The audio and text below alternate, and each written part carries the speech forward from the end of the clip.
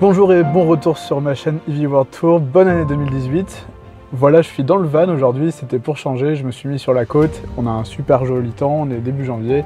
Derrière moi vous pouvez admirer Marseille et la côte des Calanques. Aujourd'hui une vidéo très particulière que je voulais faire depuis un moment. Je suis sur le point de m'installer dans le nouveau hangar et avant de ne plus voir la lumière du jour pendant plusieurs mois. Je voulais faire cette petite vidéo qui va vous expliquer qu'est-ce qu'on retrouve dans un véhicule électrique, comment on fabrique, comment on convertit un véhicule électrique. Restez avec moi.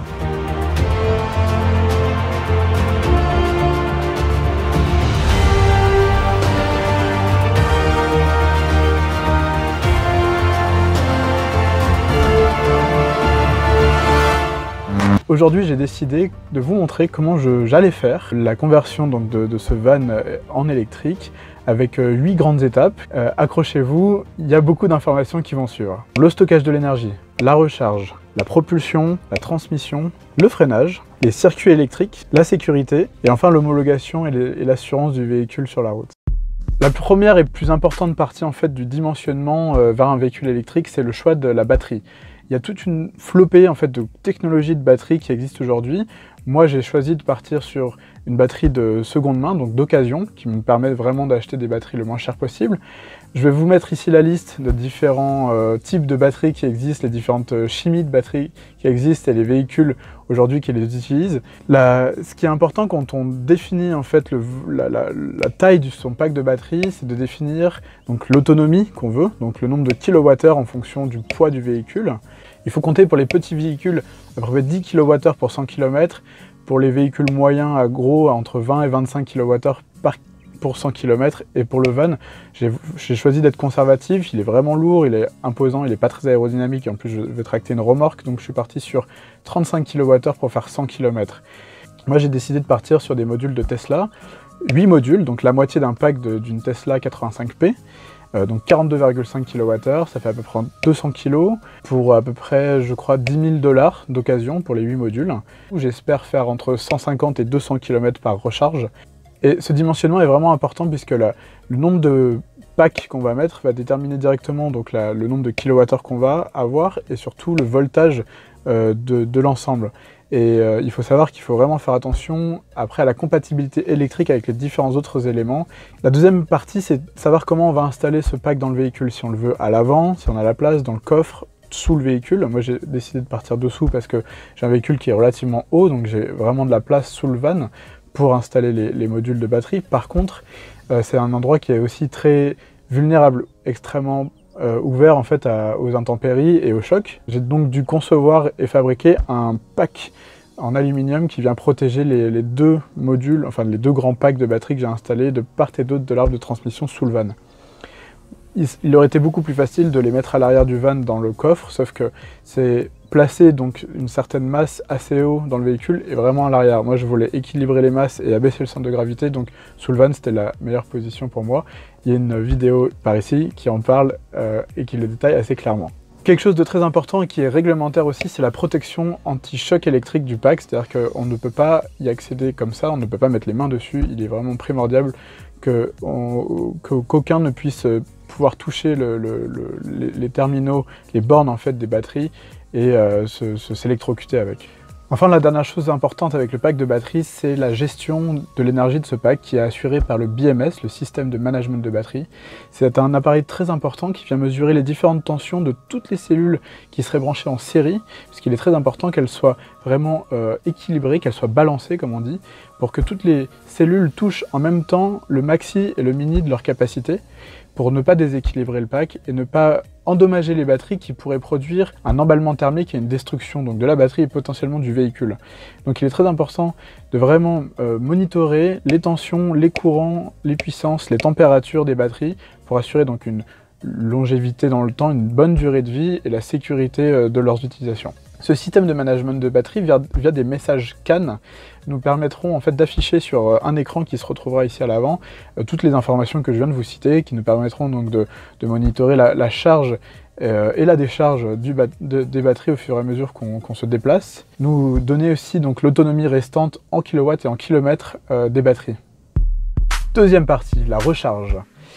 Une fois qu'on a dimensionné donc le pack de batterie, on sait combien de kilowattheures on a à charger et à quelle tension. Il existe sur le marché tout plein de technologies qui permettent de recharger plus ou moins rapidement nos batteries. Ici, je vous en mets une petite liste que je vous laisserai regarder en faisant pause. J'ai choisi de partir sur un chargeur embarqué qui convertit le 230 volts alternatif que je pourrais trouver sur une prise n'importe où en courant continu 200 volts à peu près 6600 watts/heure.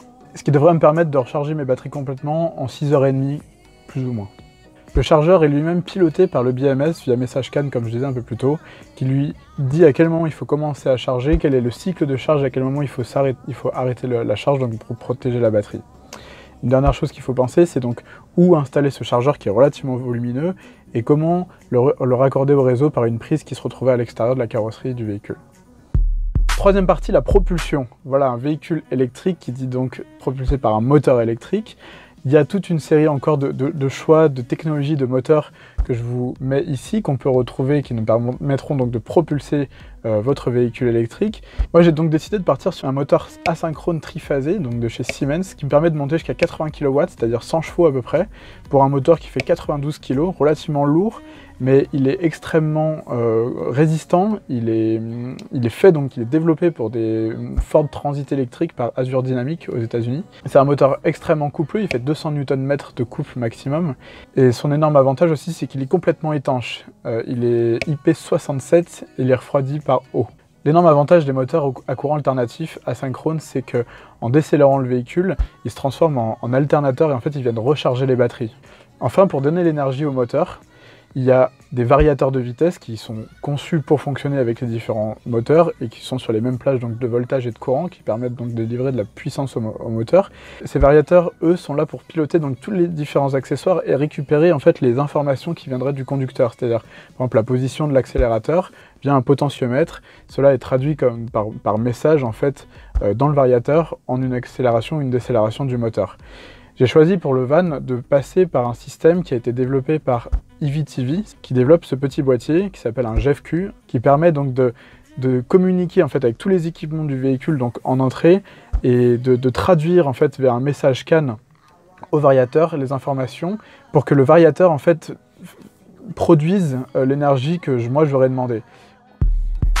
Quatrième partie, la transmission. Comment on vient récupérer donc l'énergie mécanique produite par le moteur électrique pour la transmettre jusqu'aux roues.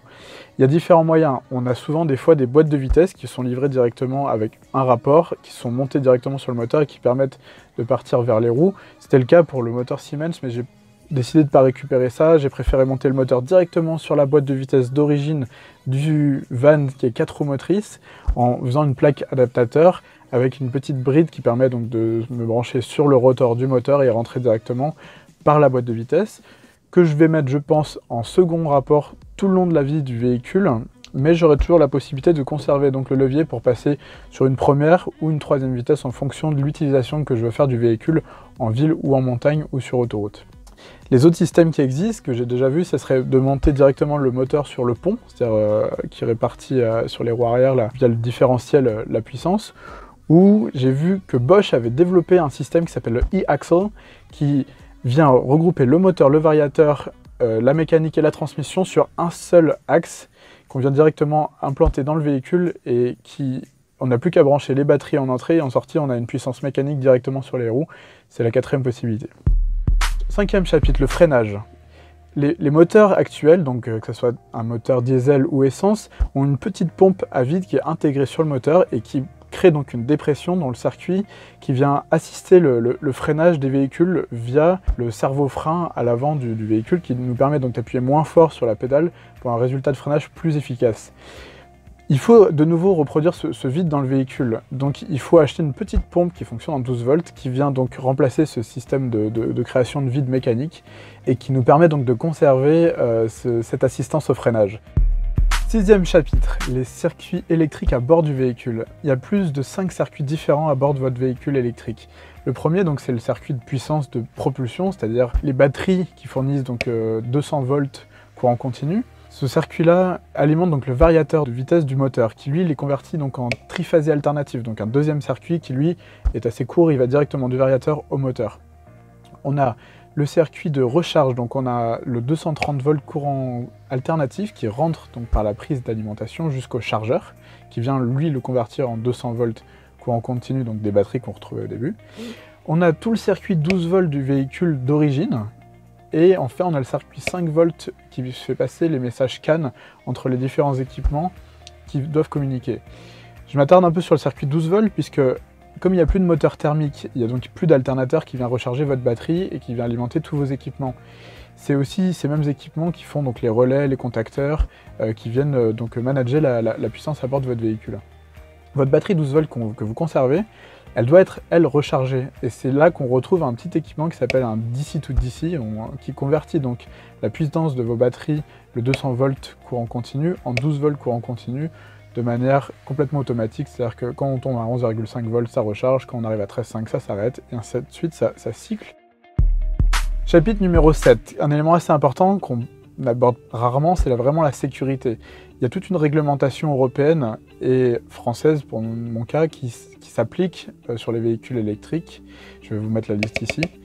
Cette réglementation, dans les grandes lignes, je ne vais pas vous lire toute la réglementation, mais ce qu'il faut retenir, c'est plusieurs choses. Le véhicule ne doit pas permettre de choc électrique, c'est-à-dire qu'à aucun cas, on doit pouvoir rentrer en contact avec les aimants de haute puissance. Tout doit être protégé, que ce soit par des capots, des protections, des caches en plastique. Souvent, on retrouve aussi des petits triangles avec le logo choc électrique pour montrer à quel endroit ça peut être dangereux.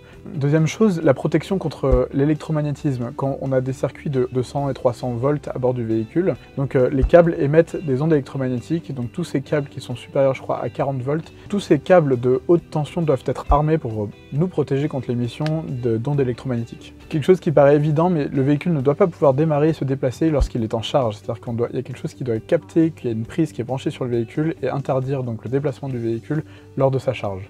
Autre élément de sécurité, la mise hors tension très rapidement, en moins d'une seconde, de tout le système haute tension du véhicule en cas de choc. On a un petit capteur de choc qui se déclenche au-delà de 3G, je crois. C'est-à-dire que le moindre choc du véhicule, important ou non, vient couper la puissance automatiquement du véhicule.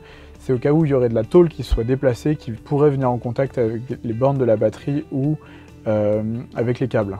On doit retrouver aussi un sectionneur principal mécanique manuel qui nous permet, donc pour des maintenances ou l'accès au moteur ou au compartiment mécanique, qui nous permet de couper la tension de la batterie pour pouvoir intervenir sur les différents éléments sans qu'ils soient sous tension.